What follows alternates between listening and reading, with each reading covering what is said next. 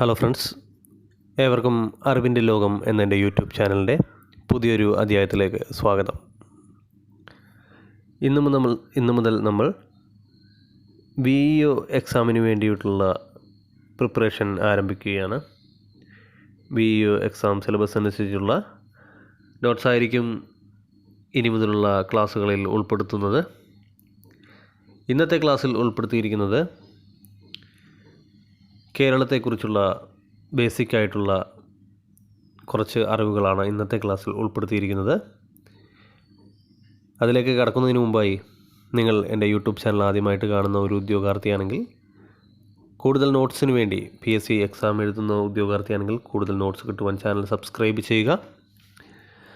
Subscribe button സൈഡിൽ ഒരു bell icon കൂടിയുണ്ട്, അതുകൂടി എനേബിൾ ചെയ്ത് വെക്കുക. അങ്ങനെയാണെങ്കിൽ ഞാൻ ഇടുന്ന നോട്ട്സിൻ്റെ എല്ലാം നോട്ടിഫിക്കേഷൻ ഞാൻ ഒരു നോട്ട്സ് അപ്ലോഡ് ചെയ്യുന്ന ആ സമയത്ത് തന്നെ നിങ്ങൾക്ക് മൊബൈലിൽ ലഭിക്കുന്നതാണ്. അപ്പോൾ നമുക്ക് നോട്ട്സിലേക്ക് കിടക്കാം. കേരളത്തെക്കുറിച്ചുള്ള ബേസിക്കായ കാര്യങ്ങൾ ആദ്യമായിട്ട് നമുക്ക് ഡിസ്കസ് ചെയ്യാം. കേരള സംസ്ഥാനം നിലവിൽ വന്നത് 1956 നവംബർ 1 എല്ലാവർക്കും അറിയാവുന്ന ഒരു ക്വസ്റ്റ്യനാണത്.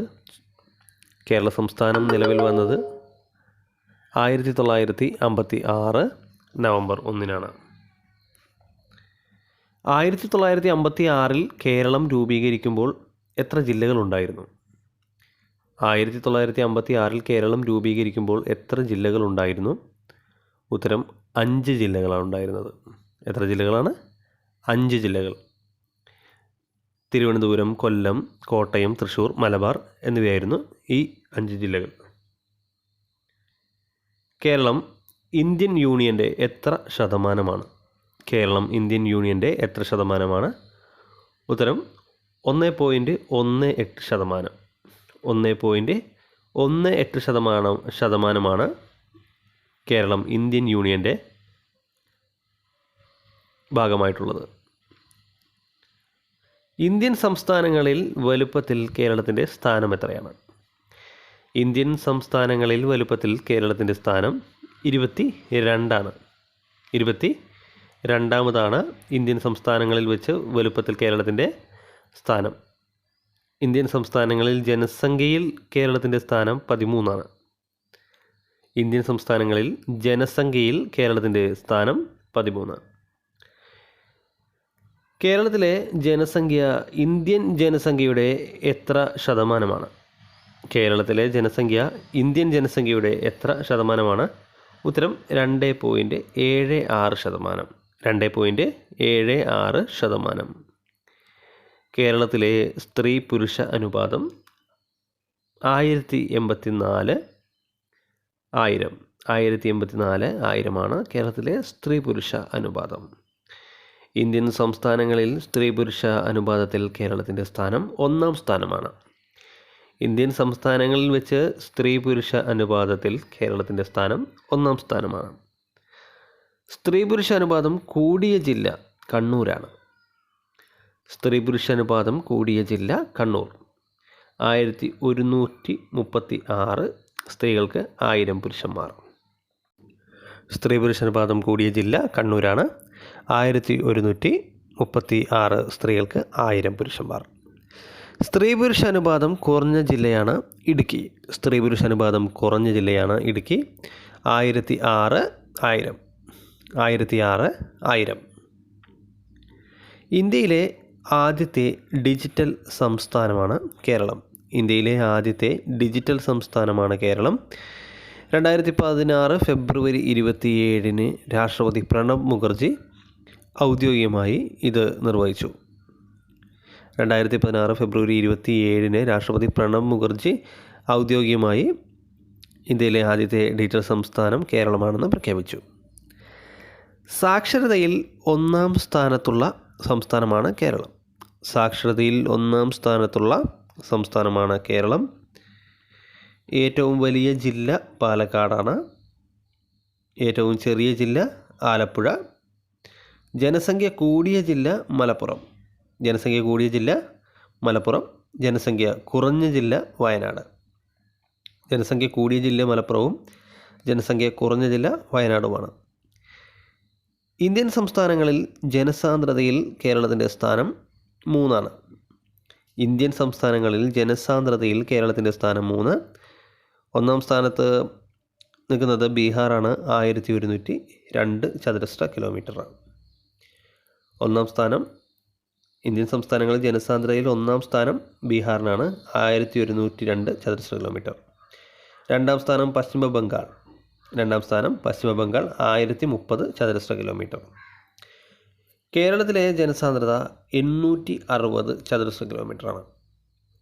കേരളത്തിലെ ജനസാന്ദ്രത 860 ചതുരശ്ര കിലോമീറ്ററാണ്. ജനസാന്ദ്രത കൂടിയ ജില്ലയാണ് തിരുവനന്തപുരം. 1509 ചതുരശ്ര കിലോമീറ്റർ. ജനസാന്ദ്രത കൂടിയ ജില്ല തിരുവനന്തപുരമാണ്. 1509 ചതുരശ്ര കിലോമീറ്റർ. ജനസാന്ദ്രത കുറഞ്ഞ ജില്ല ഇടുക്കിയാണ്. 254 ചതുരശ്ര കിലോമീറ്റർ. ജനസാന്ദ്രത കുറഞ്ഞ ജില്ല ഇടുക്കിയാണ്. 254 ചതുരശ്ര കിലോമീറ്റർ. ജനസംഖ്യ വളർച്ചാ നിരക്ക് കൂടിയ ജില്ലയാണ് മലപ്പുറം. ജനസംഖ്യ വളർച്ചാ നിരക്ക് കൂടിയ ജില്ല മലപ്പുറമാണ്.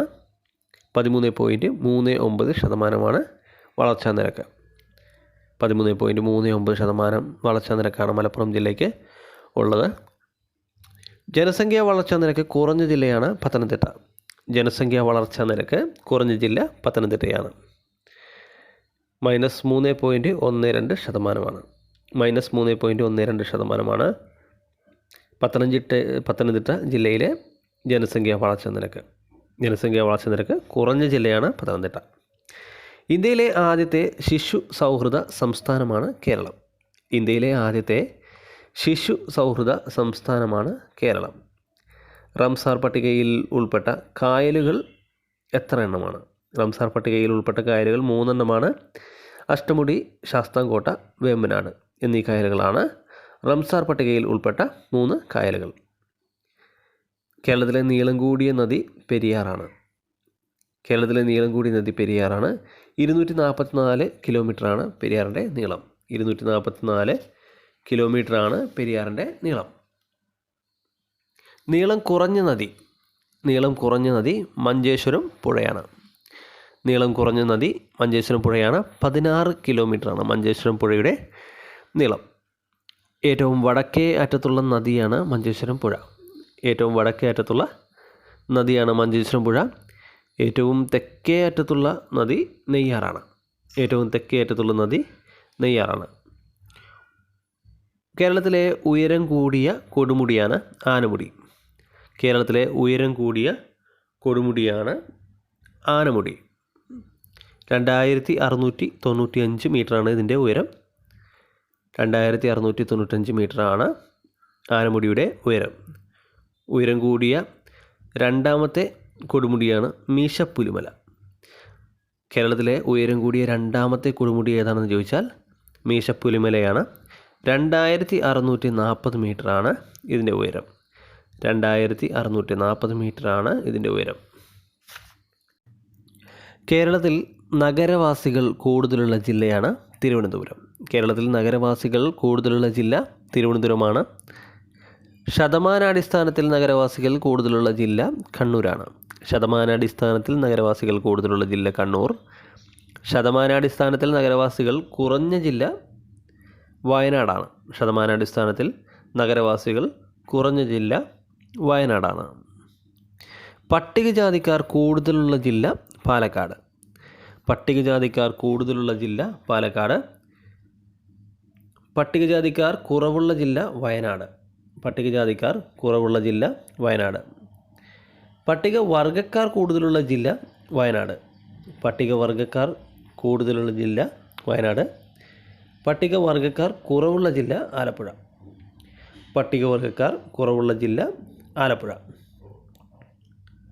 ഫ്രണ്ട്സ്, ഏവർക്കും ഇന്നത്തെ ഈ നോട്ട്സ് ഇഷ്ടമായെന്ന് വിചാരിക്കുന്നു. ഇനിയും കുറച്ച് കാര്യങ്ങൾ കൂടി കേരളത്തെക്കുറിച്ച് പറയാനുണ്ട്. അത് അടുത്ത ക്ലാസ്സിൽ പറയാം. നിങ്ങൾക്ക് ഈ നോട്ട്സ് ഇഷ്ടമായെങ്കിൽ നിങ്ങളുടെ ഇഷ്ടം ഒരു ലൈക്കിലൂടെ അറിയിക്കുക. നോട്ട്സിനെക്കുറിച്ചുള്ള അഭിപ്രായങ്ങൾ കമൻറ്റ് ബോക്സിൽ രേഖപ്പെടുത്തുക. ഇനിയും ഇതുപോലുള്ള നോട്ട്സുമായിട്ട് അടുത്ത ക്ലാസ്സിൽ വരാം. സബ്സ്ക്രൈബ് ചെയ്യാത്ത ആളുകളുണ്ടെങ്കിൽ സബ്സ്ക്രൈബ് ചെയ്യുക. അപ്പോൾ എല്ലാവർക്കും എല്ലാവിധ ആശംസകളും നേരുന്നു. അടുത്ത ക്ലാസ്സിൽ കാണാം. Thank you.